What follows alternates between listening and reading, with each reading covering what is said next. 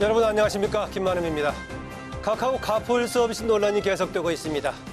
집단 행동을 이어가며 반발하는 택시업계를 달래기 위해서 정부 여당이 나섰지만 업계 측은 그다지 호의적이지 않은데요. 과연 사회적인 대화기구에서 대타협이 이루어질 수 있을지, 카풀 논란 최선의 해결책은 무엇인지 이 시간 전문가들과 함께 심층 토론해 보겠습니다.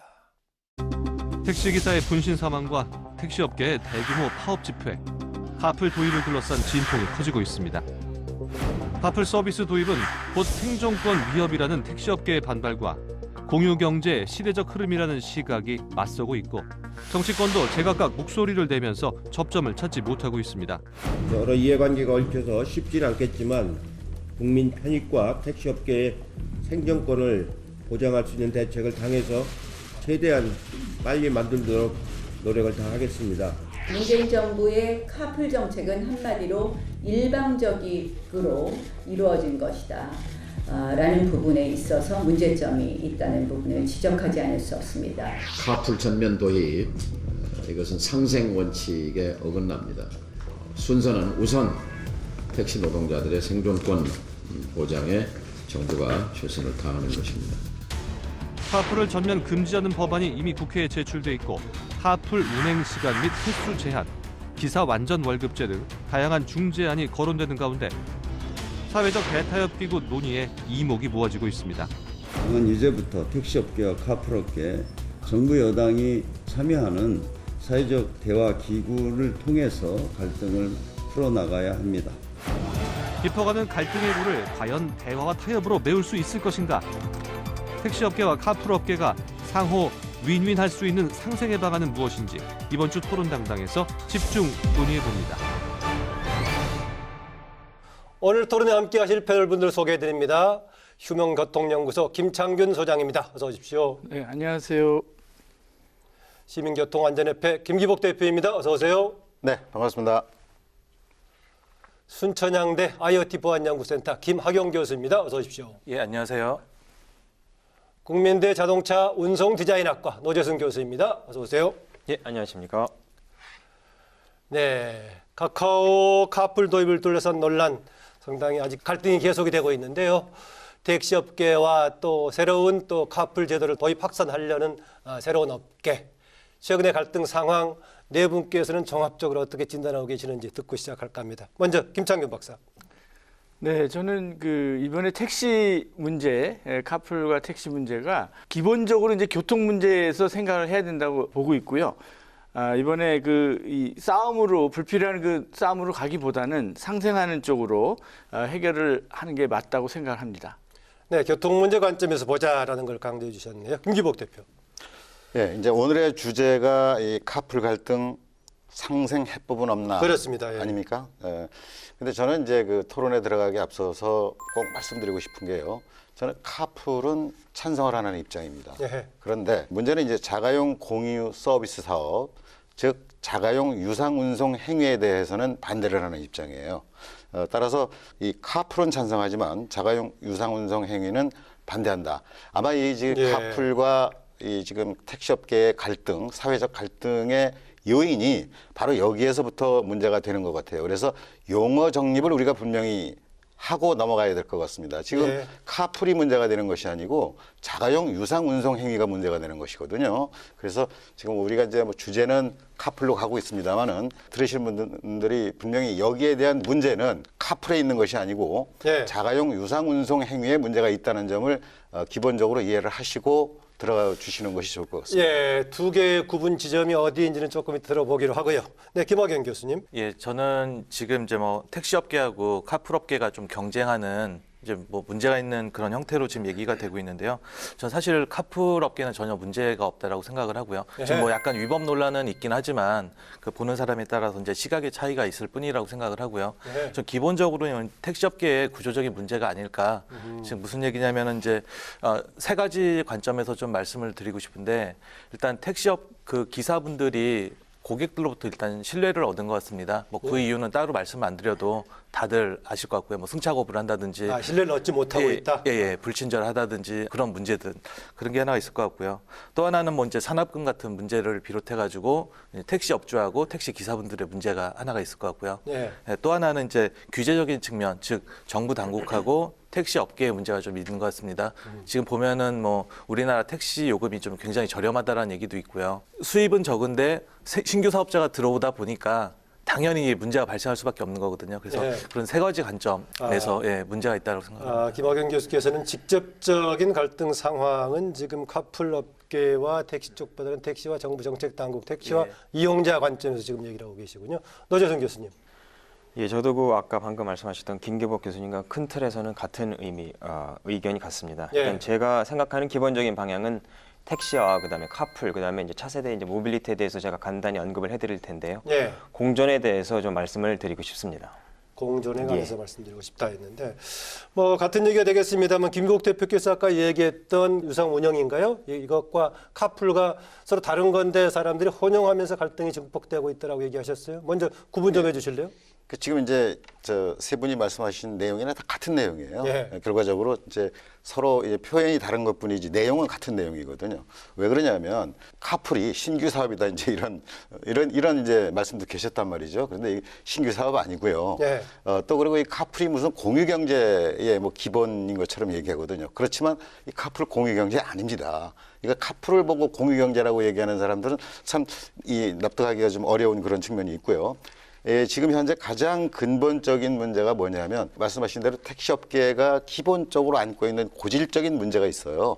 이게 이제 그 우리나라 택시 산업에 대한 기반이 대단히 취약합니다. 예. 그러니까 이제 대표적인 예를 한 가지만 말씀드리면 이런 거예요. 88개 도시의 택시 운임을 조사를 해봤더니 전 세계 88개 도시 중에 우리가 60위예요. 네. 예, 이 정도로 택시 요금 기본 자체가 싸다는 얘기입니다. 이러다 보니까 기본적으로 택시가 하루 운행되는 택시 운송 원가를 빼고 운전자에게 지급해야 될 운전자의 급여를 줘야 될 이 재원 자체가 부족한 거예요. 네. 그러다 보니까 열악하게 되고 이것이 이제 사회적 문제를 일으킨 건데 네. 이거의 원인은 우리나라의 이 규제에 문제가 있었다는 겁니다. 이게 그러니까 면허 규제, 요금 규제 이제 이런 것을 너무 규제를 해놓고 딱 묶어놓고 있다가 보니까 다른 도시처럼 택시 서비스를 개발하고 개선할 수 있는 여지가 없었다. 네, 그 부분, 택시 환경 그렇고 아까 얘기하셨던 카풀과 또 이제 개인 승용차를 유상 운송하는 것과 두 개를 구분해야 된다라고 얘기하셔서 그 얘기는 이따가 여기 법 얘기가 있어서 제가 그때 말씀드리려고 했는데 또 이제 여객자동차 운수사법 81조의 해석 차이가 문제를 낳고 있다. 이제 이렇게 말씀을 드릴 수가 있겠어요. 그러니까 우리가 이제 이 81조의 단서 조항을 출퇴근 때라고 둘 때에는 일대는 이 카풀에 대한 의미는 이른바 우리가 알고 있는 카풀은 서로 같은 방향, 지인들끼리 이 유상이 아닌 무상으로 운행을 하는 것을 전제로 하고 있습니다. 그러니까 여객자동차 81조가 뭐냐 유상운송 금지법이에요.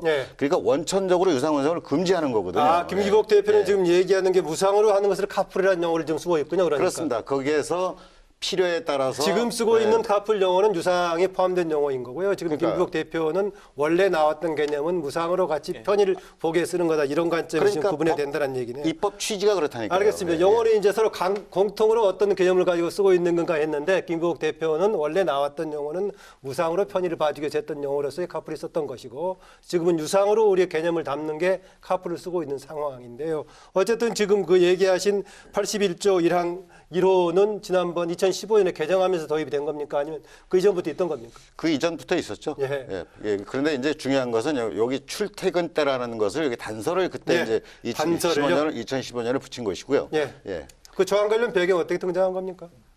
지금 뭐 그 말씀하신 대로 법조항 해석이 약간 다를 수는 있지만은 이제 그런 법조항 해석 문제보다는 더 중요한 게 있는데요. 이번에 이제 그 문제가 불거지게 된 이유가 자꾸만 마치 카카오에서는 카풀과 택시업계의 갈등처럼 보이는데 저는 그렇게 보질 않고요. 여기 이용자는 완전히 빠져 있거든요, 지금. 원래 이 택시 문제라는 거에 문제점, 예를 들어서 승차 거부라든지 부당요금이라든지 불친절 이런 것들이 너무 극에 달하다 보니까 이제 새로운 서비스 개념으로 공유 택시를 한번 해보자 이렇게 나온 거고요. 근데 논의가 되는 지금 최근의 그 과정을 보면은 아예 그 이용자의 관점은 없고요. 모든 목적이 이용자 쪽의 그 편의성 향상을 위해서 돼야 되는데 불구하고 네. 전혀 되지 않았다는 게 가장 큰 문제점으로 저는 지적할 수 있습니다. 네, 노재승 교수님, 아까 그 김기복 대표의 구분에 동의한다고 하셨는데 애초에 혹시 도입이 될 때는 카풀이라는 용어가 아까 말씀하셨다시피 출퇴근 과정에서 그냥 아는 사람 같이 가는 길에 무상으로 태우는 용도로 용어를 썼을지 모르겠지만은 최근에 도입되는 카풀이라는 용어 논란은 유상으로 쓰는 걸 얘기하는 거 아니겠습니까? 그럼 예. 그 공통의 단어 속에서 얘기하는 게 적절치 않나 그런 생각도 드는데요. 예. 예, 지금 방금 그 사회자께서 말씀하신 대로 이제 그 카풀의 개념이 문화적 개념의 카풀이 아니면 이제 카카오톡이라든지 이게 그 카카오의 지금 모바일 그 모빌리티처럼 이 상업적 용도의 카풀이냐에 대한 개념도 좀 구분이 돼야 될 것 같고요. 방금 또 말씀해주신 거와 그 첨언을 해서 방금 그 김기복 대표님께서 말씀을 하셨다시피 이 공유경제라는 미명하에 지금 우버라든가 카풀이라는 논란이 이제 조금 뭐랄까 포장이 되고 있다고 제가 생각이 되고 있습니다. 예. 물론 저도 이제 이쪽 분야를 전공을 하면서 공유경제를 대표하는 뭐 두 가지 산업이 있겠습니다. 에어비앤비와 이제 카쉐어링 혹은 또 이제 카풀이 있는데 점점점 이 우버라든가 이런 것들에 대한 이슈들이 지금 뭐 비단 우리나라뿐만 아니라 전 세계적으로 나오고 있는 관점에서 공유경제 부분에서 우버를 넘어가서 이제 상업적 카풀을 이야기하기에는 조금 어폐가 있지 않나 이렇게 생각을 하고 있습니다. 예, 그럼 공유 경제의 방향은 맞기는 맞다고 보시면 어떻습니까? 공유경제 방향에서 모빌리티를 얘기할 때는 사실은 좀 카쉐어링이라든가 지금 뭐 우리나라에서도 하고 있는 소카라든가 이런 따릉이라든지 이런 공유 기반의 모빌리티라면 모를까 카풀이라고 하는 것은 엄밀히 말하자면 공유경제 개념과는 조금 동떨어져 있는 상업적 목적이 조금 더 치중되어 있는 개념이 카풀이지 않을까 그렇게 생각하고 예, 있습니다. 김학의 교수 어떻습니까? 뭐 이게 동의하십니까? 저는 좀 일단 그 아까 예. 부터 좀 말씀을 드리고 싶은데요. 일단 그 카풀이 처음 등장한 건 94년에 처음 등장을 94년에, 했었고요. 네. 여기 법 조항을 보면은 그 자동차를 유상으로 운송용으로 제공해서는 안 된다. 그런 식의 이제 내용이 나와 있긴 합니다. 하지만 다만 예외 조항으로 카풀일 때는 유상으로 운송해도 된다라고 돼 있거든요. 그게 94년부터 시작이 됐군요. 그렇죠. 예, 그래서 사실은 이제 뭐 카풀이 지금 유상이냐 무상이냐에 대해서는 저는 여기 법 조항상으로는 뭐 유상으로도 해도 상관이 없다라는 이제 그런 내용이 포함되어 있다라고 생각을 하고요. 예. 그리고 이제 지금 얘기가 되고 있는 이제 2015년 6월에 개정된 그 법안을 보게 되면은 여기에는 그 전까지는 알선을 해주면 안 됐습니다. 지금 이제 카카오 같은 경우가 카카오 모빌리티가 사용자하고 이제 서비스 사업자들 사이를 그러겠죠. 연결시켜주는 그 알선 행위를 하는 그런 사업자가 될 텐데 그게 금지됐지만 2015년부터는 그게 허용이 됐습니다. 2015년부터는 어떤 법적인 어디 조항이 특별하게 들어가면서 예, 거기 허용이 이제 된 겁니까? 똑같은 81조 1항 1호에 예. 예외 조항에 그 문구가 바뀌었습니다. 문구가 좀 바뀌었나요? 예, 맨 처음에는 뭐 임대해서는 안 된다 이렇게 돼 있었다가 제공 또는 31일 임대하거나 31일 이를 내에 알선할 할 수 수 있다. 알선할 수 있다. 알선이 들어갔군요. 기존에는 알선이 없었다가 그렇습니다. 이제 예, 예. 알선이 들어가니까 그 근거로서 최근에 플랫폼 사업이 좀 가능하게 됐다. 그렇죠. 이런 얘기군요. 예, 예. 근데 여기서 논쟁이 되고 있는 것이 바로 이제 단서조항의 출퇴근 때예요. 그러니까 출퇴근 때 한해서 할 수 있도록 돼 있는 거거든요.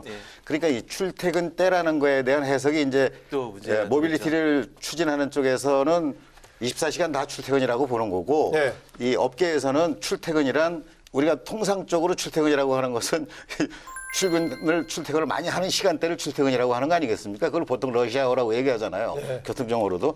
근데 이제 이런 측면에서 여기서 이제 해석의 갈등이 나오는 부분이 있습니다만은 입법 취지를 우리가 생각을 해야 된다는 거죠. 지금 말씀하신 대로 이 94년부터 이거 카풀을 할 때는 이게 무상의 원칙이었던 거고 2015년에 단서 조항을 붙여서 출퇴근 때 유상 운송할 수 있다라고 해놓은 거거든요. 그러니까 유상 운송을 할 수 있다는 것도 출퇴근 때 그러니까 카풀을 전제로 한 거예요. 근데 지금 여기서는 우리 진행자 분께서도 말씀하시지만 이것은 지금 이 유상 운송 행위가 들어가면서 이거는 우버와 같은 이른바 영업을 하겠다는 거예요. 이거는 그러니까 자가용 영업을 하겠다. 자가용 유상 운송 행위를 사업으로 하겠다라는 거거든요. 이거 우버하고 다를 게 없어요. 제가 다시 한번 좀, 마십시오. 제 의견을 좀 말씀드리면요. 지금 그런 법적인 해석도 중요하겠지만은 사실 이 카풀이라는 문제가 불거져 나온 이유가 이 우리 국민들의 자존심 문제입니다. 이게 예를 들어서 미국에 가봤더니 그 우버, 리프트, 뭐 비아 이런 게 잘 되는데 예. 동남아에 가도 그랩이나 이런 서비스가 그 훨씬 잘 되고 있어서 이동하는데 그 우리가 여행자들이 이동하는데 굉장히 편리하게 쓰고 있단 말이에요. 예. 근데 한국에는 아직도 잘 아시겠지만 이제 승차 거부가 저는 이제 수도권에 사는데요, 서울 밖에. 이제 밤에 승차 거부를 저 며칠 전에도 예. 한 5번을 당하고 버스를 마지막 차를 간신히 타고 갔는데요. 사실 저는 택시 업계를 위해서도 그렇지만 제가 좀 편리하기 위해서 타고 싶어도 못하는, 그러니까 이 국민들의 자존심을 건드린 그런 카풀 문제가 불거져 나옴으로써 택시의 기존에 가지고 있던 문제점이 새롭게 불거져 나온 거죠. 예. 그렇게 저는 좀 문제를 보고 싶습니다. 그러니까 이제 뭐 공익경제 차원의 적절한 방향이냐 아니냐 논란하고 다른 별도의 차원으로 이용자 입장에서 봤을 때 뭔가 새로운 보완책이 필요하고 그 보완책이 하나다라는 얘기네요. 아까 노 교수님은 어떻습니까? 우버에 대해서는 동의하십니까? 어떻습니까? 말씀하신 대로 지금 미국과 같은 경우에는 뭐 우버와 리프트도 있고 동남아에는 이제 그랩이 지금 상당히 호황을 누리고 있고요. 말씀하신 대로 반면 우리나라는 지금 그에 관련한 모빌리티 서비스가 좀 많이 부재한 것이 사실입니다. 그래서 제가 어떻게 보면 제가 좀 후미에 드리려고 했던 말씀을 좀 먼저 드리게 된 것 같은데요. 무분별하게 지금 이제 외국에서도 우버를 하고 리프트도 있고 또 뭐 동남아의 그랩도 있으니 우리나라도 빨리 그 도입을 해야 된다고 말씀을 또 하시고 며칠 전 또 그 국토교통부 김현미 장관께서도 우리나라도 택시를 우버와 같은 시스템을 도입을 해서 해야 된다고 말씀을 하셨는데 무분별하게 우버가 좋으니까 그대로 도입을 해서 우리나라 택시에 도입하겠다라고 하는 그런 좀 단순한 논리보다는 조금 국내 실정에 맞춘 그러한 모빌리티 서비스 디자인이 좀 도입되는 것이 오히려 한 번 더 논의의 테이블에 올라올 수 있지 않을까 생각을 해봅니다. 예, 공익경제 관점에서는 우버로 다른 관점에서의 뭔가 이제 모빌리티 필요하다라는 좀 다듬을 필요가 있다는 얘기인데요. 그쪽 분야에 대해서 과연 공익경제와 얼마나 부합할 것인가는 전문가들 논의가 좀 더 복잡할 여지가 있으니까 혹시 김 교수님 뭐 추가하실 게 있으면 잠깐 하시던가요? 지금 우버 방향 아까 뭐 소카 관련 얘기도 나오고 했었는데 그 방향은 가는 거지만 현재 카풀은 공유경제에 부합하는 방향이라고 좀 말하기 어렵다라고 노재승 교수님 얘기하시던데. 저는 그렇게 생각하지 않고요. 그러니까 예. 지금 뭐 카풀 가지고 그러니까 영업행위를 목적으로 하시는 분들도 계시긴 하겠지만 실제로 지금 이용되는 경우를 보면은 대부분이 그 수도권 외곽에서 서울로 출퇴근하시는 분들이 실제로 많이 이용을 하고 계시거든요. 예. 예, 그렇기 때문에 이제 그런 분들이 뭐 돈을 내든 안 내든 간에 그 빈차로 그 홀로 이렇게 이동을 하는 것보다는 둘이나 셋이 이동하는 게 아무래도 경제적인 측면에서도 더 훨씬 좋은 거거든요. 그게 네. 사실은 공유경제의 취지이지 뭐 우버가 등장한다, 뭐 카카오가 등장한다라고 해서 이게 공유경제가 아니다. 뭐 공유경제의 가치를 뭐 이용한다 그런 식으로 얘기하는 건 좀 아니라고 알겠습니다. 생각합니다. 공유경제에 관한 뭐 논의는 뭐 그 정도 의견 차이가 있다는 걸 남겨두고요. 당장 업계 관련해서요. 예. 김 소장께서 얘기하신 이용자적인 측면에 대한 부분이 좀 우리가 좀 얘기가 좀 빠지고 있는 게 사실이에요. 근데 지금 이용자 입장에서 이제 불편하기 때문에 지금 이와 같은 자가용 영업행위하는 유상운송이 필요하다라는 걸 지금 주장을 아까 하시는데, 얘기하셨습니다. 주장하시는데 그러면 이 지금 그 우버 같이 또는 카풀이 이렇게 그 허용이 되고 이거를 이 유상운송 행위를 하면 이용자가 과연 서비스를 제대로 받을 수 있고 안전할까요? 지금 현재 체계에서 지금 현행 체계에서 우리가 크게 한 가지 문제를 한번 들어봅시다. 네. 기본적으로 지금 현재 자가용 카풀을 하든 함께 타든 해가지고 유상운송을 했을 경우에는 안전에 대한 보장을 받을 수가 없다는 점 짧게 하도록 하죠. 알고 계시죠? 일단 저는 긍정적으로 보고요. 지금 우버를 그대로 도입하자는 말씀이 아니고요. 사실 지금 미국은 우버가 실패의 방향으로 가고 있는 건 아시죠? 물론이죠. 네, 그래서 사실 우리나라는 택시라는 굉장히 좋은 그런 교통 수단이 있기 때문에 그를 새로운 그런 서비스, 카풀이든 뭐 새로운 서비스 와서 저는 상생을 하자는 차원이지 지금 딴 나라에서 하는 걸 그대로 도입하는 건 절대로 안 됩니다. 그래서 그리고 제가 또 보는 그 관점이 뭐냐면은 서울 수도권과 지방이 좀 달라요. 이제 수도권에는 그 택시 수송 분담률이 한 6% 7%밖에 안 되는데요. 그 지방에는 10%가 넘고요. 지금 서울도 10년 전에는 10%가 넘었어요. 예. 근데 이제 대중교통이 65% 정도 됩니다. 버스, 지하철 앞에서. 저는 앞으로 사실 대중교통의 이용 분담률은 크게 늘어날 거라고 생각을 하지 않고 있고요. 그럼 그 다음에 교통은 이동은 어떻게 할 것인가? 저는 이제 새로운 서비스가 필요할 딱 시점이라고 보는 겁니다. 예, 그렇군요. 그러니까 그 취약한 부분이 나중에 대중교통 이용의 확산으로 간 게 아니라 뭔가 다른 새로운 영역에서 흡수하고 수요를 보충해야 된다. 뭐 이런 관점이신데요. 당장 이제 서로 논란이 되고 있는 택시업계 지난 20일 날 대규모 파업과 집회를 같이 하는 상황인데 이후에 정부하고 논의를 하고 있습니다만은 확실한 아직까지 타협점은 좀 마련하지 못하고 있습니다. 정말로 택시업계 주장처럼 지금 이렇게 카풀이 본격화되면 택시업계의 생존권을 위협하는 상황이 되는 겁니까? 위협하죠, 당연히.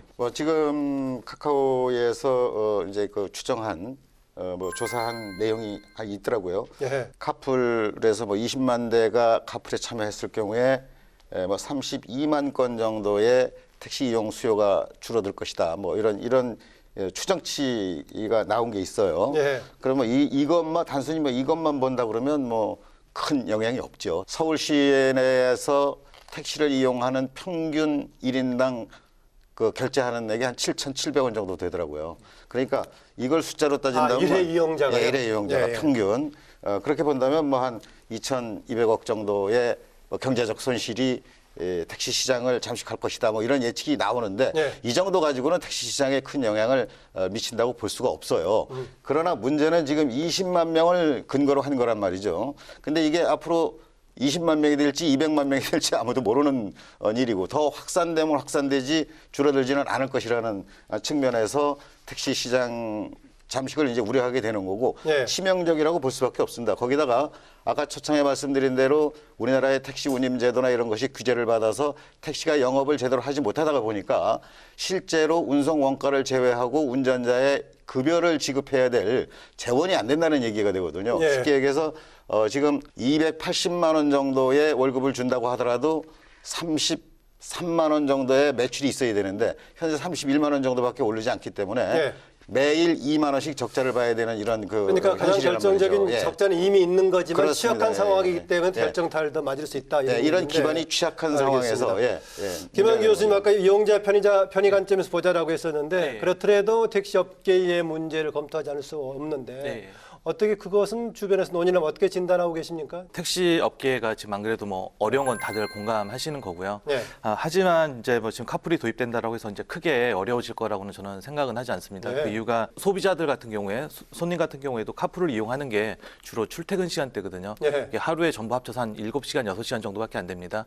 예, 그때는 지금 뭐 서울시 교통연구원인가 그쪽에서 발표한 자료를 보더라도 택시가 그 택시 수요를 감당을 못 하고 있는 상황입니다. 예. 출퇴근 시간대에. 그런 경우에는 솔직히 손해가 난다라기보다는 소비자 불편만 가중시키는 거고요. 그거를 카풀이 수용을 해준다라고 하면은 뭐 소비자 불편도 사라지고 택시업계는 손해를 안 보게 될 것 같습니다. 예. 만약에 출퇴근 시간대 외인 경우에는 손님들 같은 경우에도 카풀을 부르면 한참을 기다려야 되거든요. 예. 바로 앞에 있는 택시를 타지 굳이 카풀을 이용할 이유가 없다라는 거죠. 예. 그래서 실제로 이제 그 지금 카풀 업계에서도 하루에 뭐 이제 출퇴근 시간대만 한다든지 아니면 딱 2번 정도만 운행을 한다든지 예. 그런 식으로 이제 좀 자정을 하는 그런 노력을 하고 있는 상황이거든요. 예. 그래서 저는 택시업계에 커다란 영향은 안 될 것 같고요. 예. 오히려 카풀이 등장함으로써 택시업계에 어떤 서비스가 개선이 된다라면은 손님들이 더 택시를 많이 타서 택시업계가 더 좋아질 수도 있지 않을까 그런 생각을 합니다. 노승 교수님 지금 이제 주로 이제 카풀이 작동할 여지가 있는 출퇴근 시간대는 택시업계하고 경쟁 관계도 아니고 또 오히려 카풀이 도입되면서 택시업계도 여러 가지 뭐 개선 대책이 나오고 전체적인 시장 규모도 커질 것이다. 상생 발전의 계기다라고 지금 김 교수님이 얘기하십니다. 동의하십니까? 예, 방금 말씀해주신 대로 어느 정도 그 순기능은 있을 것으로 이제 예상이 됩니다. 근데 당장 예측되는 문제는 어떤 것이 있냐면 방금 말씀하신 것처럼 카카오 모빌리티도 이야기한 것처럼 뭐 하루에 2시간 정도, 2번 정도만, 2시간이 아니죠. 2번 정도만 한다고 하는데 이것이 만약에 상당히 많은 그 수의 그 모빌리티 서비스들이 난립을 하게 될 경우에는 네. 이 2번의 운행 제한이라고 하는 것이 거의 의미가 없어질 것이고요. 상당히 그 택시업계에서도 우려하는 것이 이것이 이제 일시적으로 한번 빗장이 한번 풀리기 시작하면 네. 정말 그 본물 터지듯이 이슈가 커질 것이라고 이야기를 하고 있습니다. 물론 이제 그 장기적인 관점에서는 모빌리티 서비스의 어떤 개선도 예상을 할 수가 있겠지만 이런 장치라던가 어떤 법제도의 준비가 없이 일단 도입을 하고 보자는 것도 조금 한번 생각을 해봐야 될 논의점이라고 생각합니다. 예, 초기 단계에서부터 좀 엄격하게 방향을 제한적으로 해야 된다라고 지금 노 교수님이 계시는데 김 박사님. 그 택시 시장이 저는 줄어들 거라고 생각하지 않는 게요. 예. 사실 택시에 대한 그런 애정이나 이런 것들이 국민들이 굉장히 많습니다. 그래서 무슨 서비스가 생기든지 기존의 택시의 그 구조는 바뀌지 않을 거라고 생각하고 있고요. 예. 지금 택시가 지금 나빠질 거다 좋아질 거냐 이런 문제는 사실 기사분들은 계속 열악한 상태에 있고요. 택시 업계 환경 개선 대책은 별개의 문제다라고 좀 보시나요? 그러면? 맞습니다. 예, 네. 예. 알겠습니다. 우리 시민들 이용자 입장에서 보는 게 굉장히 중요하다는 걸 몇 분이 강조해 주셨는데 그럼 여기서요. 시민들 의견을 좀 들어보죠. 저희가 직접 거리로 나가서 시민들 목소리를 들어봤는데 화면 함께 보시죠. 출퇴근 시간대는 어차피 택시 잡기도 상당히 힘들고 하니까 만약 2명을 타게 된다면 2분의 1씩 이렇게 나눌 수가 있으니까 같이 카풀을 한다면 좋은 점은 그거겠죠.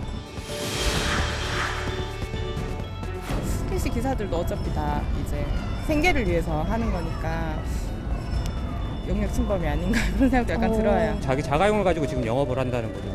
지불 금액에 대한 명확한 기준도 없고 그리고 안전하다는 보장도 없고 보호받을 방법도 없고 약간 범죄에 악용될 수도 있는 상황일 수도 있고 하니까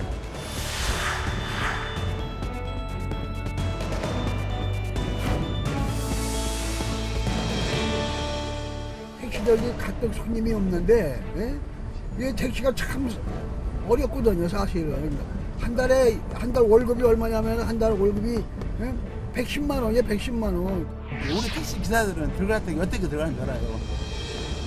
3년 무사고를 하고 그건 일액이라는 돈을 거의 가까이 투입을 해야지 차를 사갖고 운전을 하는데 출퇴근 시간에는 그걸 허용해도 된다. 그것도 1시간만 해야죠. 2시간씩은 안 돼요. 택시도 솔직히 지금 뭐 승차 거부나 이런 건 개선해야 되는데 본인들이 개선하지 않고 나서 자꾸 해서 자기들의 권리만을 따진다고 하면은 좀 시민 입장에서 볼 때는 별로 좋지 않지는. 같이 살아가는 공생의 문제에서 일방적으로 밀어붙이는 것이 아니라 좀 서로 상생될 수 있는 범위로 협의돼야 될 부분은 반드시 있다고 그렇게 생각이 듭니다. 네, 뭐 여러 관점을 얘기해 주셨는데요. 그 방향으로 가더라도 추진 과정에서의 뭔가 서로가 공감하는 방향으로 추진하는 방식도 필요하다. 이것은 뭐 오늘 네 분도 아마 공감하실 겁니다. 견해치 안 좀 있어 보이더라도요. 방향 같은 게. 그동안의 또 논의 중에 하나가 카풀이 본격화됐을 때 관리 문제 어떻게 할 것인가, 안전 문제 어떻게 할 것인가, 현재 되어 있는 보험 체계에서는 커버가 안 되는데 어떻게 할 것인가 여러 가지 논의가 제기되고 있습니다.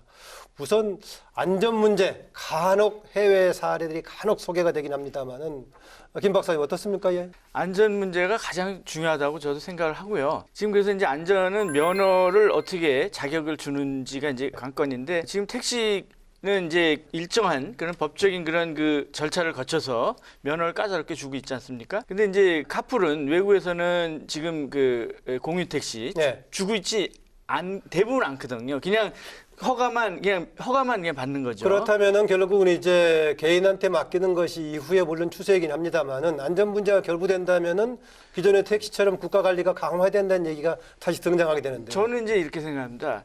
그 시범 기간이 좀 필요하다고 생각하고요. 네. 오히려 지금 택시 기사분들한테 우선 그 공유 택시 면허를 줘서 그 시행을 좀 해보는 게 좀 어떤가 저는 그런 생각이 좀 듭니다. 어떤 방식이 되는 거죠, 그러면? 그 예를 들어서 무엇이게 되는 거죠. 지금 일종의 이제 그야말로 상생이 될 수 있는 게 지금 이제 서울 같은 경우는 이제 그 법인 택시하고 개인 택시로 나눠져 있는데요. 개인 택시가 한 5만 대 그리고 이제 법인 택시 한 2만여 대 되는데요. 어떤 방식으로든지 자격 요건을 이제 맞는 예를 들어서 공유 택시 하고 싶은 분들한테 우선적으로 줘가지고 그 기존의 이제 그 IT 업체들하고 그 같이 협력을 한다면 그럼 이게 어떤 그 시민들 입장에서 훨씬 더 편리하고 안전 문제를 해결할 수 있는 그런 좋은 그런 방안이 조만간에 나올 수 있을 것 그러니까 같아요. 안전 관련된 문제를 신경 써서 정말 해결해야 될 과제다. 그래서 과도적으로 뭔가 시범 방식으로서 해볼 필요가 있다랄 정도로 중요한 과제는 맞습니다. 분명히 보이네요. 노 교수님, 이런 문제에 대해서 논의를 주변에서 어떻게 하고 있습니까? 어떻습니까? 예, 사실 지금 그 우버를 일단은 말씀을 드릴 수가 없겠는데요. 예. 우버 같은 경우도 지금 미국에서 주도적으로 많이 이용이 되고 있고, 저도 이제 해외에서 몇 번 우버를 사용을 해봤습니다만 가장 큰 문제가 좀 우버의 경우에는 이 드라이버들이 우버 회사의 신원 보증의 문제, 신원 보증의 문제와 더불어서 그 라이애빌리티 이슈, 즉 법적 문제가 있습니다. 그래서 이 우버의 직원이 그러니까 드라이버들이 우버의 그 엠플로이 즉 직원이냐 아니면 컨트랙터냐의 이슈가 있는데요. 여전히 우버는 개인 그 계약자라고 그래서 예. 법적인 책임, 이를테면 뭐 이미 외국에서도 보고된 사례가 있습니다만 뭐 기사가 폭행을 했다든지 오히려 반대로 승객이 기사를 폭행을 했다든지 했을 때 법적 책임 등을 명확하게 지금 따지지 못하고 있는데 이것이 지금 우버가 여전히 가지고 있는 문제가 되겠습니다. 그래서 이것이 기존의 택시보다도 그런 새로운 형태의 모빌리티가 훨씬 더 안전성이 취약하다는 보고가 나왔나요? 그것이 아니라 이제 제가 말씀드리고 싶은 것은 이제 우버도 지금 아직 이렇게 그 해결을 하지 못했는데 과연 우리나라에서 이것이 얼마나 단시간 내에 법적인 문제라든가 이런 그 법적 제도를 마련할 수 있을 것인가. 물론 이제 나라마다 다르겠습니다만 그것도 하나의 좀 중요한 논점이 아닌가 생각됩니다. 네, 뭐 안전과 관리의 문제입니다. 예, 사실 이제 저는 그런 얘기를 많이 하거든요. 예를 들어 지금 택시 기사분들은 다 자격을 가지고 운전을 하시는 분들인데 택시 기사분들 중에서 그러면 다 100% 범죄를 저지르지 않느냐? 역시 아니거든요. 마찬가지로 사실은 뭐 물론 그렇다라고 해서 뭐 면허를 완전히 없애자 그런 저는 이제 취지는 아니고요.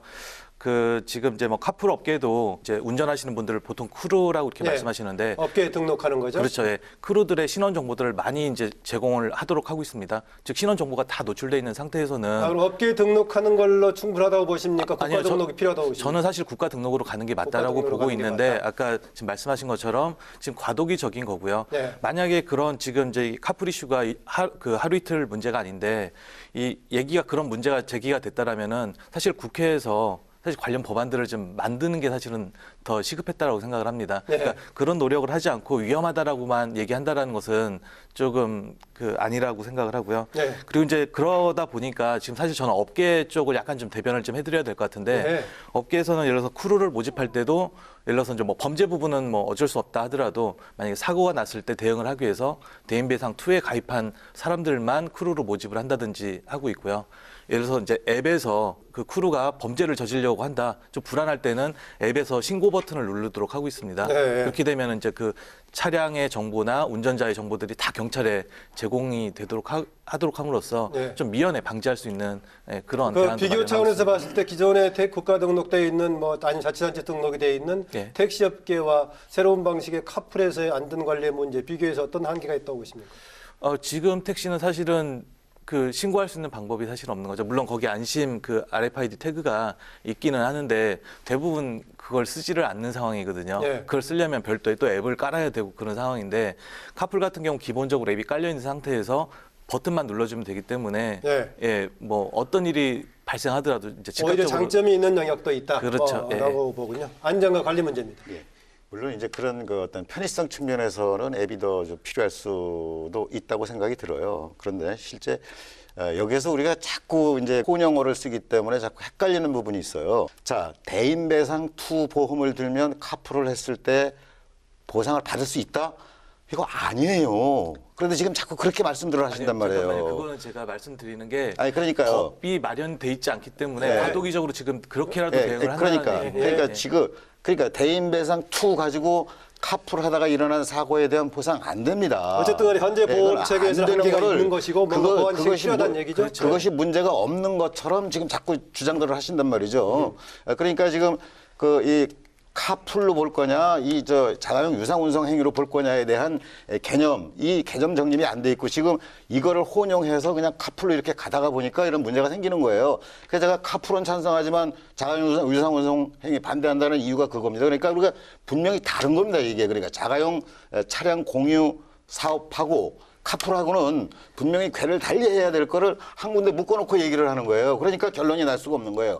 그래서 카풀은 상생할 수가 있지만 자가용 유상운송 행위는 절대 택시하고 상생할 수가 없어요. 발전이 아닙니다. 상생 자체가 안 됩니다. 이거를 우리가 분명히 알고 얘기를 해야 될 것 같아요. 그 관점은 계속 일관되게 평행선을 좀 이제 같이 가는 것 같은데요. 국민 다수가 이용하는 것이기 때문에 국민들이 어떻게 반응할 것인가라는 국민 여론도 굉장히 중요한 변수 아니겠습니까?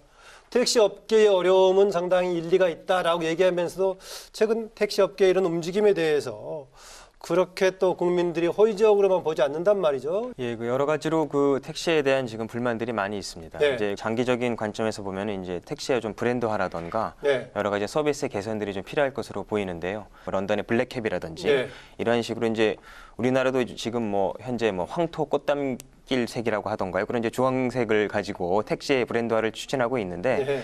제가 뭐 전공이 이제 아무래도 자동차 디자인 쪽이다 디자인 보니까 말씀을 조금 드리자면 조금 그 국가적으로 좀 특화된 그러한 그 택시 디자인이라던가 어떤 이런 브랜드나 그 개념이 좀 더 부각되는 것도 중요할 것 같습니다. 네, 아까 김창균 박사는 그 이용자로서 어려움도 직접 최근에 경험한 얘기를 했었는데 네. 특히 이제 국민 다수가 이용하는 것이기 때문에 국민들의 여론 이 점에서 여전히 택시에 대한 상당히 불만의 목소리가 큰데 어떻게 봐야 되느냐 이 문제입니다. 그 이제 사실 그 안전 문제도 중요하고요. 또 재밌는 게 하나 있는데 지난주에 그 파업했을 때 네. 그 서울 시내가 한산해가지고 차가 안 막혀서 오히려 좋았다는 시민들의 의견도 있었거든요. 근데 뉴욕의 우버가 지금 허용이 내년서부터는 신규 면허를 안 주기로 했거든요. 그러니까 안 하겠다는 거거든요. 왜 그러냐면은 도로가 정체돼서 그런 거예요. 안전 문제보다는. 그러니까 지금 우리나라도 지금 자동차 수가 2,300만 대거든요. 제 개인적으로는 한 4천만 대까지는 늘어날 거로 생각하고 있습니다. 그래서 왜 그러냐 그 비교는 이제 뭐 일본이나 미국이나 유럽하고 비교한 건데 그치 2,300만 대인데 개인 승용차는 자꾸만 늘어나고 그러면 택시 그게 얼마까지나 걸리나요? 그러면 지금 얘기하신 대로. 그 이제 제 개인적으로 사실 왜냐하면 이제 어떤 사람들에 따라서는 지금 장기적으로는 자동차 내수 규모가 줄어들 거다라고 진단하는 사람도 있어서. 저는 그렇게 생각 안 하는 게요. 네. 이제 왜 그러냐면은 국민 소득이나 국가의 이 경제력을 비교해 봤을 때 그 어느 정도 수준까지 올라간다고 생각하는데 아직도 1인당 자동차 대수가 크지 않기 때문에 올라가고 네. 그 정체가 계속된단 말이에요. 그럼 저도 이제 사실 자동차 운전을 30년 뭐 이상 한 분들은 운전하기 싫거든요. 그럼 택하는 대안이 뭐냐면 택시입니다. 그럼 택시를 타려고 그랬는데 택시를 탈 수가 없어요. 그 불친절하고 굉장히 기분 나쁘고 화를 내고 그러면은 국민 입장에서는 네. 뭔가 새로운 걸 요구하게 돼 있는 거고 만약에 이번에 카풀 그 제도를 안 하는 거로 결정이 난다면 그럼 기존의 그 택시의 서비스가 나쁜 거는 어떻게 할 거죠? 예, 그래서 이제 아까 얘기 나왔다시피 뭐 이제 원래 택시 환경 여러 가지 어렵고 특히 이제 기사님들 어렵고 이런 것들이 있는데 운전자들 어렵고 하는 게 있는데 이번에 정부에서 초기에 나왔던 중재안 중에서 회사 택시의 경우에 산악금제 폐지하고 월급제 가고 또 개인 택시들의 경우에 감차 보상금 올린다든가 이런 거 했는데 이게 뭐 해결책은 보니까 김기국 대표 해결책 아니다라고 주장하신 글을 제가 본 적이 있는데. 네, 그렇습니다. 해결책이 될 수가 없습니다. 왜 그러냐면 그럼 우리 이제 개인 택시 예를 한 가지. 근데 정부는 왜 그거 모를까요? 알고 있으니까 대안이라고 그러니까 얘기한 거겠죠. 그분들이 어떤 대안을 가지고 얘기하시는지 모르겠는데 네. 그럼 정부가 그 개인 택시가 자영업이에요. 자영업인데 그러면 자영업자가 권리금 주고 들어가서 장사하다가 장사 안 돼서 망했다고 권리금 보장해 줄 겁니까? 예를 들자면 지금 아까 우리 김 소장님 뉴욕 말씀하셨는데 뉴욕의 옐로우 캡이 우버가 들어오기 전에 프리미엄 값이 10억이 넘어가던 것이 지금 1억대로 떨어졌습니다. 이래서 기존의 지금 택시 이 면허가 이제 값이 없어지는 추세로 지금 가고 있어요. 네. 그럼 여기는 그럼 왜 보장 안 해줄까요? 보장을 안 해줄까요? 못 해줄까요? 우리도 마찬가지예요. 어떻게 개인 택시를 정부가 프리미엄을 보장을 해주겠다는 거예요? 그러니까 말이 되지 않는 얘기입니다. 감차 보상금 올린다는 것이 맞지 않다. 옆에 빵집이 그러면 장사하다 망하면 그 보상해줘야 됩니까? 국민 세금으로 보상하는 거 맞지 않다라고 보고 있군요. 국수집이 장사하다가 안 되면 그 프리미엄 물어줘야 됩니까? 뭐 이건 말이 되죠. 형평성적으로도 할 수 없는 거예요. 이걸 그대로 보고 있을 국민은 없습니다. 그리고 아까 제가 말씀드리지 않았어요. 이 퇴직금, 상여금 모든 비용 빼고 순수한 월 280만 원의 급여를 주기 위해서도 예. 택시가 하루에 33만 2천 원 정도의 매출을 올려야 된다고. 예. 근데 이 파이가 안 되는 거예요. 이게 31만 원밖에 안 되는 거예요. 2만 원 미치는 거예요. 그래서 못 주는 거야. 그럼 누구 보고 주라고 그래. 그럼 이거를 어떻게 할 거야? 이걸 정부가 그러면 줘야 된다는 거 아니야? 버스처럼 예. 공영제 해가지고 지원해야 된다는 얘기인데 택시라고 하는 교통수단은 국가가 제공해야 될 교통수단이 아닙니다. 국가는 최소한의 이동수단, 대중교통에 지원하는 것은 모든 국민이 공감하고 동의할 수가 있지만 택시에다가 세금을 이렇게 무자비하게 지급하는 거는 동의할 사람이 없어요. 그래서 이게 지금 무슨 명분으로 이걸 하겠다고 하는 건지는 잘 모르겠습니다만은 사회 형평성적인 측면에서도 국민들이 공감할 수 없는 제도이기 때문에 이건 김 아무런 도움이 대표님이 되지 않는다는 생각하는 얘기예요. 보완책은 뭐라고 보십니까? 지금 이제 택시업계 어려움 해결책. 지금 일본 같은 경우 카풀 관련청 빼고요. 택시업계 자체를 일본 쓰게 같은 경우도 마찬가지입니다. 월급제 하지 않습니다. 네. 그러나 일본 같은 경우에는 이 택시 운송 원가를 40% 정도로 봐요. 그리고 택시 운송 원가 40% 빼고 나머지 60%를 운전자가 수입으로 가져갑니다. 네. 그게 결과적으로 우리보다 크게 뭐 높다고 볼 수는 없지만은 그래도 연봉이 4천 이상 정도에 대한 보장은 된단 말씀이죠. 근데 이런 측면으로 봤을 때 그럼 여기는 월급제를 해서 보장이 됩니까? 그건 아니거든요. 그러니까 월급제다, 일당제다 이게 문제가 아닌 것이고 이 파이가 돼서 줄 수 있는 여건 재원이 될 수 있는 걸 만들어야 되는데 이것이 요금 총 수익 자체가 한계가 있다라고 그렇습니다. 보시는 거예요? 요금 규제에 의해서 아까 말씀드린 대로 규제에 의해서 택시가 나가서 서비스를 할 수 있는 영역이라든가 수입을 올릴 수 있는 영역에 한계가 있다는 말씀이죠. 규제 풀고 요금 올리자 그 얘기신가요? 그게 그러면? 그렇습니다. 그리고 지금 택시 타기 힘들다고 지금 이용자분들 얘기하시잖아요. 이용자분들도 택시 타기 편리한 만큼 이용한 것만큼 가치를 제공하겠다라는 의지가 있어야 돼요. 네. 어떻게 나만 편하고 편한 서비스만 받으려고 합니까? 이건 안 되는 얘기고요. 그다음에 카풀 허용하면 안전한 서비스 받을 수 있을 것 같습니까? 제가 아주 간단하게 말씀드릴게요. 이 아까 7,720원이라고 말씀드렸죠. 1회 결제 비용이 7,720원에다가 이 플랫폼 중개 수수료 빼고 나면 얼마가 되겠습니까? 이 비용 받고 그러면 그 이른바 이 크루라고 하는 사람들이 예, 하루에 2번 이거 하기 위해서 보험 들고 조건 갖춰서 이거 등록해 하겠습니까? 오히려 이제 이게 실용적인 차원에서의 효능이 떨어진다라고 이게 안 되다가 보니까 우버와 같이 자가용을 영업하겠다고 신고하고 하는 제도가 생기는 겁니다. 그러니까 결론적으로 얘기하면 지금 카풀 도입이라는 것이 우버화 될 수밖에 없는 구조적인 조건을 갖추고 있다는 거예요. 그러니까 전문적으로 영업을 하지 않는 한 이 서비스가 되지 않는다는 얘기죠. 그러면 우선 아까 택시에 대한 그것으로 말씀하셨죠. 규제를 대폭 풀어야 되고 기본적으로 요금도 올려야 된다. 그 방향이다라고 얘기하고 계신. 예, 저도 그 점에 있어서는 이제 김기복 대표님하고 좀 비슷한 생각인데요. 예. 그러니까 아까도 말씀드렸듯이 지금 파이가 제한돼 있는 상태에서 이 파이를 놓고 싸우는 사람들이 좀 늘어나는 상태이기 때문에 결국은 시장의 규모를 키우지 않으면은 결국은 이 문제는 해결이 안 된다라고 보고요. 그거를 이제 그렇다라고 해서 이제 정부가 뭐 어떤 세금을 투입을 해서 한다라고 하면은 아마 뭐 골목에 있는 모든 사람들이 골목 상권들이 다 우리도 도와달라, 우리도 도와달라 그런 식으로 이제 제 2차, 3차에 그런 문제가 발생을 할 것 같습니다. 그래서 이제 기본적으로는 저는 이제 요금 규제를 좀 푸는 게 저는 맞다라고 보고요. 예. 대신에 그냥 일방적으로 요금을 올리는 것은 저는 맞지 않는 방법이라고 보고요. 지금 택시 업계에 대해서 시민들의 불신이 굉장히 크거든요. 그런 상태에서 돈 올리면은 이제 결국은 또 반발이 일어날 거기 때문에 저는 서비스 개선을 전제로 한다거나 아니면 이제 새로운 서비스를 이제 좀 내는 거죠. 아까 저기 이제 노재승 교수님께서도 말씀하신 것처럼 뭐 택시의 브랜드화를 한다거나 아니면 이제 새로운 비즈니스 모델들을 도입을 할 수가 있거든요. 뭐 대표적인 게 이제 일본의 이제 제로 택시 같은 경우는 고객들한테 아예 돈을 안 받거든요. 다른 광고에서 이제 뭐 수입을 발생시킨다든지 아니면 뭐 다른 방식들이 이제 여러 가지가 존재할 수가 있을 텐데 그런 식의 새로운 수익 모델이나 개선 노력을 전제로 해서 요금 규제를 개선해 주는 게 저는 필요하다고 생각합니다. 짧게 얘기 좀 듣고 싶습니다. 아까 김기복 대표께서 그 1회 승차했을 때 요금 그냥 거리가 제한이 돼 있는데 지금 그래 카풀 했을 경우에는 사람들이 얼마나 여러 가지 귀찮고 한데 말이야 한 6, 7천 원 되는 걸 가지고 얼마나 많이 이용하겠느냐라는 실용성에 한계가 있다라는 지적하시는데 그 부분 어떻게 보세요? 예, 지금 그러니까 이제 그게 택시 그 카풀을 전업으로 하시는 분들은 절대 안 하십니다. 그 돈은 전혀 이제 수익에도 도움이 안 되는 상황이고요.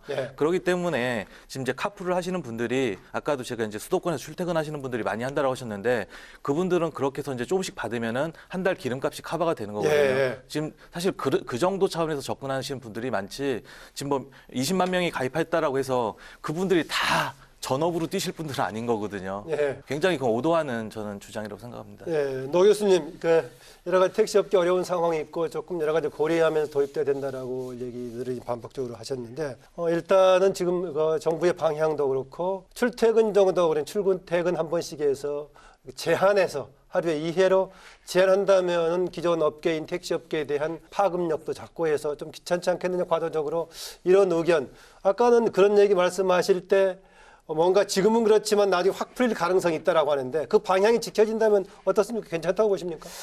제가 보는 바는 이렇습니다. 일단 우버라든지 이런 것이 등장을 했을 때 네. 앞서서 김학용 교수님께서도 말씀하신 것처럼 이제 다양한 모빌리티 서비스들이 들어오면서 시장의 확대는 좀 예상을 해볼 수 있는 부분이겠습니다만은 외국의 옥스퍼드 대학의 연구 결과에도 의하면 우버가 등장함으로 인해서 일자리는 오히려 늘었다는 통계가 있습니다. 하지만 문제는 직업의 어떤 그 가치랄까 효율이랄까요? 어떤 그 네. 직업의 어떤 그 효용성 이런 어떤 소득의 감소로 이루어지는 이슈가 있기 때문에 MIT 보고서는 소득은 좀 낮다라고 나오고 네, 맞습니다. 그래서 이제 중장기적으로는 뭐 지금 런던도 이제 그 우버에 대한 그 면허를 15개월만 유예하고 점진적으로 좀 폐지하는 단계이기 때문에 이러한 관점에서 봤을 때 점진적으로 봤을 때는 이제 그 과연 이것이 우버 등을 지금 해외에서 철회하는 이렇게 사례들도 좀 있나요? 나오고 있습니다. 지금 이제 우버 같은 경우도 지금 영국 런던 교통국 같은 경우는 일단 엄청나게 반발이 있었는데 일단 15개월만 일시적으로 면허를 유예하는 것으로 지금 결론이 나고 있거든요. 이런 것만 보더라도 과연 우버나 이런 것들이 이제 등장했을 때 얼마나 효과가 있는가에 대해서도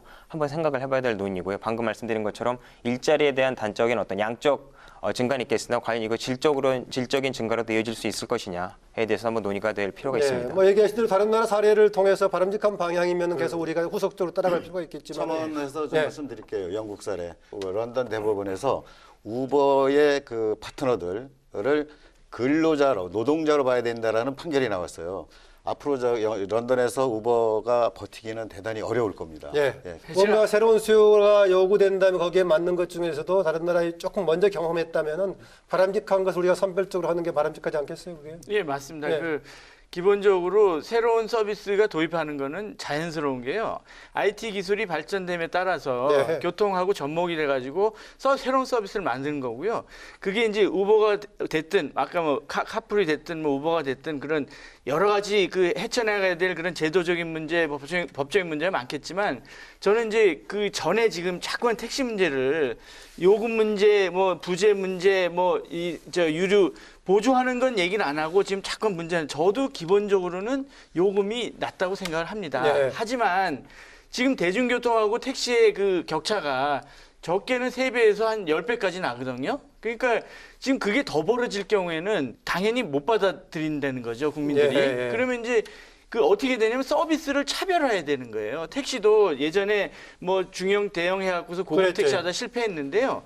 저는 이제 결국에 그렇게 하기 위해서는 지자체한테 권한을 좀 대폭 이양하는 게 맞다고 생각합니다. 지자체 쪽으로요? 네네. 지금 이제 대부분 그러면 뭐 지자체별로 약간의 이제 그럼요. 뭐 방식이 다를 수도 있겠군요. 지금 국토교통부에서 너무 그 자권 관여를 하는데 결국에는 일하는 건 지자체거든요. 근데 지자체에서 잘해온 부분이 저는 더 많다고 생각을 하고 있는 게 그 여러 가지 어려움이 있는데도 불구하고 잘해왔고 지금 말씀하신 바로 그겁니다. 수도권하고 지방의 광역시들하고는 완전히 다른 상태거든요. 지금 그 서울에는 그 승용차가 지금 20% 초반대입니다. 24% 정도인데 분담률이. 지금 지방의 광역시 가면은 거의 50% 넘어간 데도 있습니다. 그러니까 지금 상황이 다른 거는 그 지자체에 맞게끔 새로운 서비스를 개발을 하도록 허용을 해야 된다는 거죠. 김유옥 대표님, 이게 택시업계하고 카풀업계 상생 방안 여러 가지 얘기가 나오는 가운데 카카오 택시 수수료를 카카오 쪽에서 낮춰준다든가 아니면은 수익금을 택시업계에 조금 다시 뭐 한다든가 이런 것도 거론이 되고 있는데 뭐 하나의 보완책이 될 수 있을까요? 근데 이제 여기서 이제 뭐 보완책을 찾기 전에 말이에요. 카풀을 왜 하려고 하는 거인 걸 우리 명확하게 밝혀야 돼요. 그러니까 교통난 해소를 위해서 카풀을 하려고 하는 것인지 아니면 공유 경제를 표방한 플랫폼 사업을 확장시키고 키우기 위해서 하는 것인지 두 개가 되게 결합됐다고 얘기하고 있는 거죠. 결합된 거 결합해서는 할 수 없는 거라고 제가 말씀드렸습니다. 그러니까 이것을 결합해서 상생을 시키고 한다라는 것은 결론이 나질 않아요. 이거는 결론적으로. 그래서 이 문제를 명확하게 할 필요가 있다. 그렇게 하시고요. 그렇게 좀 정리를 할 필요가 있습니다.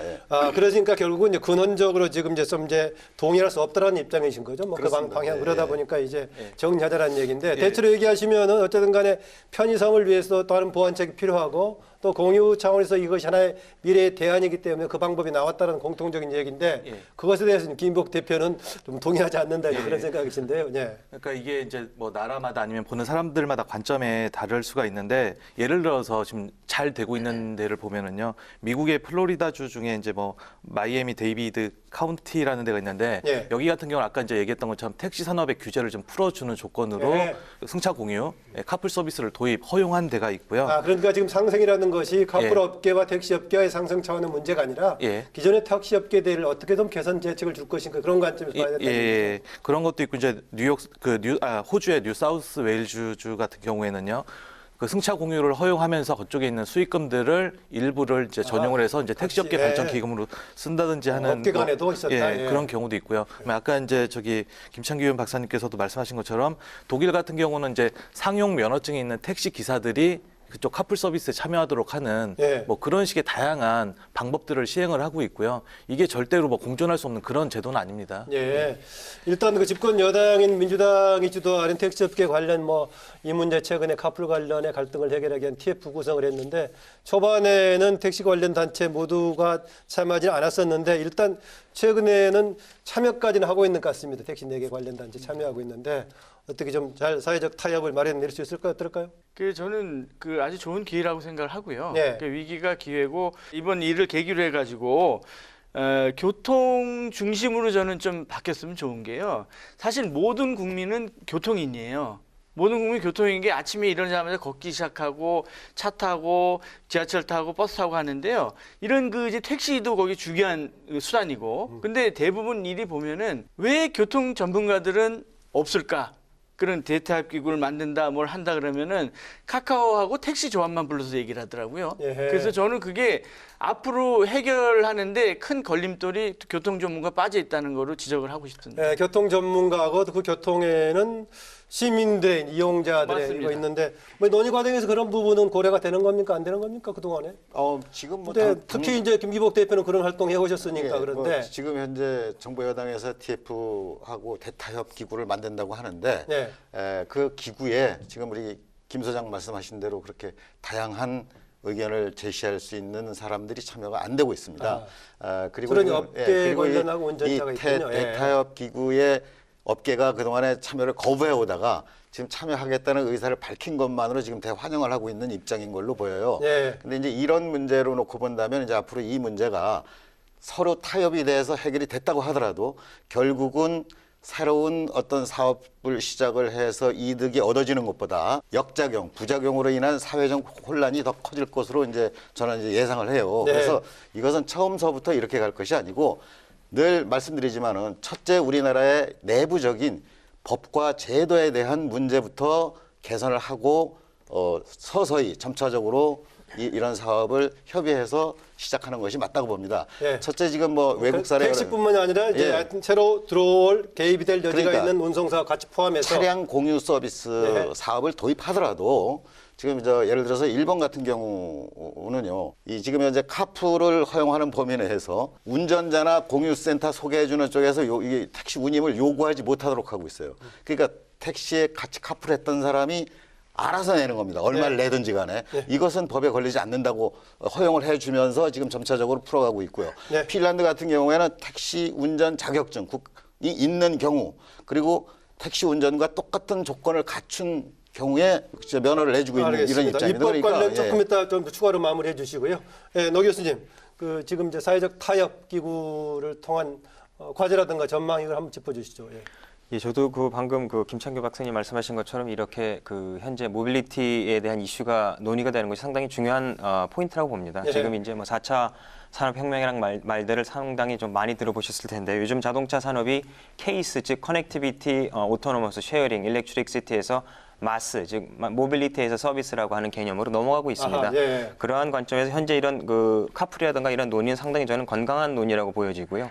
말씀하신 것처럼 교통 전문가에 대한 부재도 상당히 중요한 이슈겠습니다만 이와 더불어서 이 모빌리티 서비스에 대한 관점도 논의가 돼야 되고 예. 제가 마지막으로 한번 짚어드리고 싶은 것은 어떤 사용자의 어떤 태도 변화, 비헤이버럴 체인지라고 하는데 이제 모빌리티를 쓰는 이동을 하는 데 있어서 예전처럼 수요가 있지 않고 자동차를 소유하지 않고 공유하는 공유하는 개념으로 넘어가는 개념을 이제 이야기를 하다 보니까 이러한 논의도 좀 더 필요할 것으로 보입니다. 세밀하게는 조금 따져볼 여지가 있긴 하지만은 소유보다는 이용 사용 방향으로 공유하는 쪽으로 가는 것은 그렇습니다. 지금 바로 방향이다. 말 그대로 이제 자동차를 소유하는 것이 아니라 탑승권을 이제 액세스하는, 접근하는 방법이죠. 예. 그런데 이제 그게 아까 노 교수는 이 현재 카풀 방향이 그 방향의 바람직한 방향인가에 대해서는 견해를 조금 달리한다는 생각을 갖고 계셨는데. 네. 어쩌면은 이렇게 이제 논의가 됐기 때문에 점점 더 바른 방향도 조정이 돼가고 갈등도 조금 뭔가 줄이는 방향으로 좀 가야 될 거고 될 것으로 보이긴 합니다만은 이 과정 속에서 아까 김비복 대표는 이제 뭔가 기존의 운송사업법 관련도 정비할 필요 있다. 또 이제 시대적인 상황이라든가 미래 방향까지 보면서 얘기했는데요. 이렇게 국회 입법 과정에서 필요한 부분이라든가 이후에 우리가 사회적으로 상생 방향으로 뭔가 방향을 잡는데 주문하고 싶은 것, 강조하고 싶은 것 들으면서 오늘 네 분 이야기 마무리할까 합니다. 먼저 김창균 박사님. 예.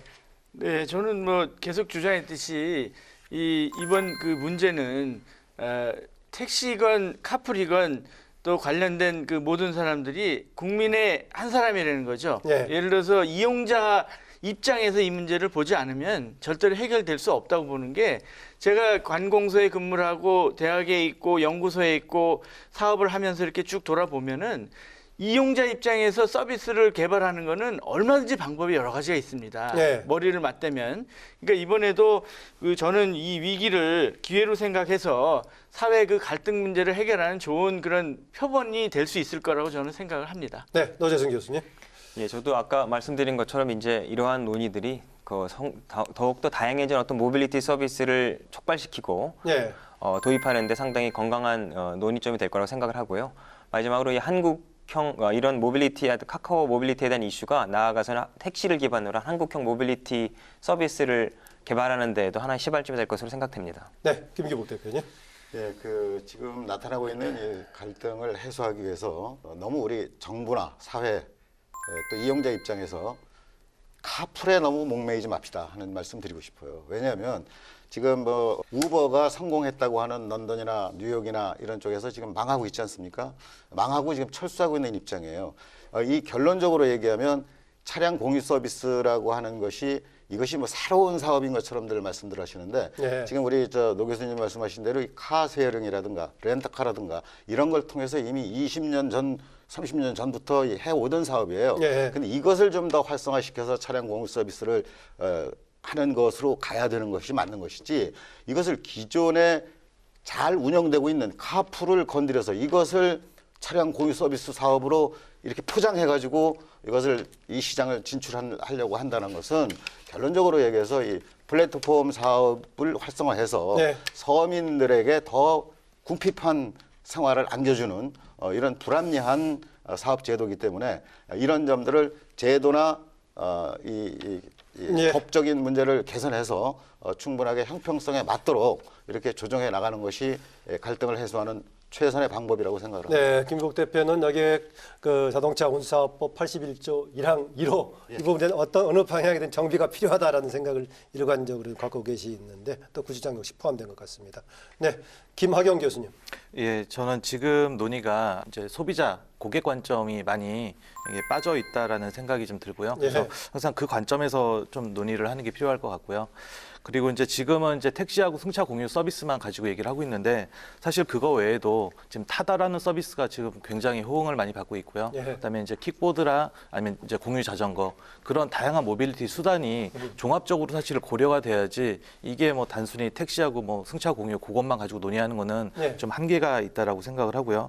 그리고 이제 지금 또 이제 승차 서비스만 가지고 얘기를 하고 있는데, 승차 서비스 외에 운송 서비스 관점에서 생각을 한다라면은 뭐 배달 대행을 한다든지 다양한 부가 수익을 창출할 수 있는 그런 방법들도 다양하게 존재하는데, 그런 것들도 이제 논의에서 배제가 되고 있다라는 게 좀 아쉬운 것 같습니다.